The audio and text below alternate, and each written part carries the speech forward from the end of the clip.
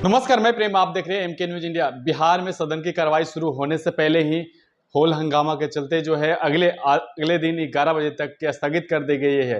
लेकिन साथ में ये भी है कि प्रधानमंत्री आज संबोधन में कहे हैं कि आने वाले जो जिस तरह से बजट सत्र जो आने वाले हैं वो 8% अधिक देश हित में ही बजट का पेश होगा। लेकिन हमें देखना होगा कि बजट सत्र के लेकर जो है बिहार में कितने फायदे और कितने जो है बिहार को फायदा मिलने वाला। जिस तरह से बिहार विशेष राज्य का दर्जा को लेकर जो कई उम्मीदों के साथ जो है बैठक भी हुई थी और बार बार जो है बीते दिन जो है बैठक में यह भी आया कि सदन में जो होगा, जो पहले सबसे बड़ी जो मुद्दा है नेट और बिहार को विशेष राज्य का दर्जा को लेकर, उसी मुद्दे पर हमारे साथ बात करने के लिए रणविजय साहू हैं जो आरजेडी प्रधान महासचिव है। सर, क्या कुछ विशेष आने वाला है बजट सत्र में?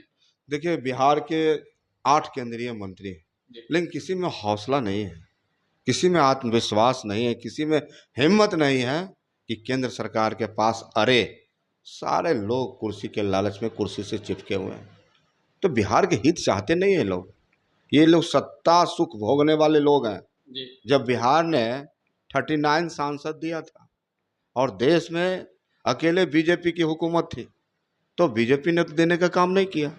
आज तो एक चक्का में पंक्चर है उनका, कभी भी गाड़ी बैठ जाएगी। आज बिहार ने 30 सीट देने का काम किया है। तो ये सब देखिए सिर्फ ठगने का काम कर रहे हैं। असली मुद्दा है बिहार की गरीबी, बिहार से पलायन, बिहार की बेरोजगारी, बिहार में रोजगार कैसे मिले। और तेजस्वी प्रसाद यादव ने इन चीज़ों को करके दिखाया है।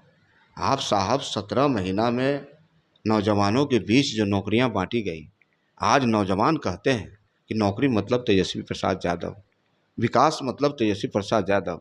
तो ये कोई मिटा नहीं सकता है, कोई हटा नहीं सकता है, ये नेचुरल बात है।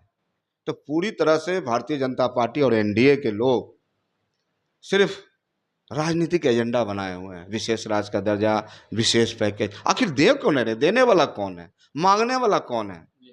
आखिर बिहार की जनता के साथ धोखा क्यों हो रहा है? बिहार को ठगा क्यों जा रहा है? बिहार को हक क्यों नहीं मिल रहा है? तो आने वाला 2025 में ऐसे नेताओं को जनता पूछेगी। मोदी 3.0 जो है आज संबोधन में कहे हैं कि 2047 तक का रोड मैप जो तैयार कर लिया गया, इसी प्रकार का जो है आगे बढ़ रही है और विकास का गति देखिएगा किस तरह से जो है देश हित के लिए कहा गया है।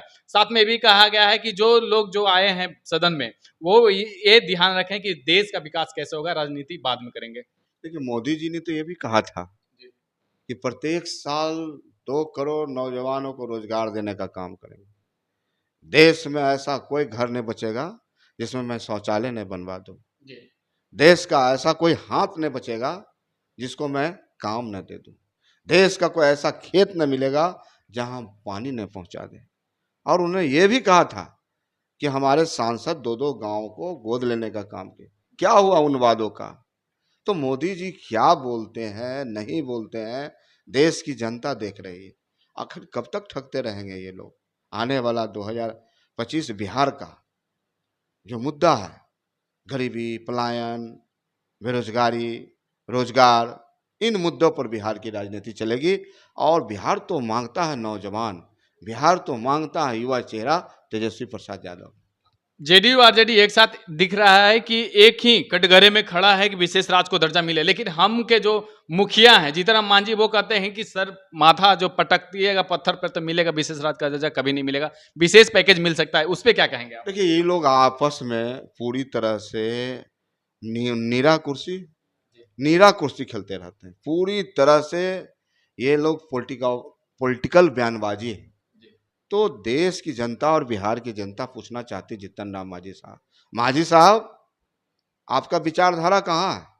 अंबेडकर साहब ने किन विचारधारा को आज धरती पर उतारा? अंबेडकर साहब ने क्या कहा था?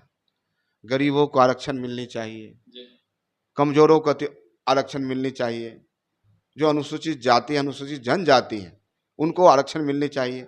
लेकिन आरक्षण कौन खत्म करना चाह रहा है? आप किसके साथ जाके बैठे हैं?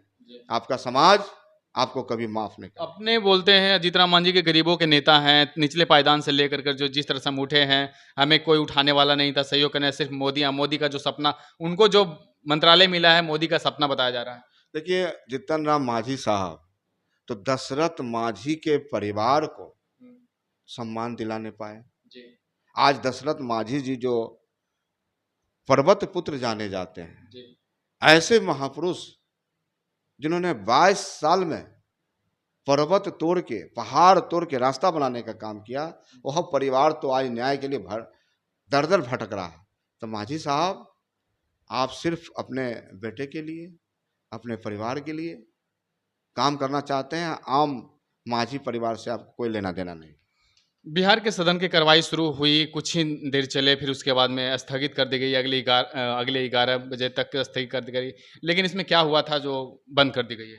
ये देखिए, आज जो विधानसभा का संचालन नियमावली है, उसके तहत आज शोक प्रस्ताव हुआ और नए सदस्य चुन के आए हैं रुपौली से, उनका शपथ ग्रहण समारोह हुआ और कल पुनः अपने समय 11 बजे से जो विधानसभा का नियमावली है उसके तहत चलेगा। और हम लोग जनता के मुद्दा, जो जनहित के मुद्दा है विकास का, मुद्दा है सुशासन का, मुद्दा है किसान का, मुद्दा है नौजवान का, मुद्दा है मजदूर का, तमाम बातों को लेकर राष्ट्रीय जनता दल सदन के अंदर सरकार को घेरने का काम करेगी।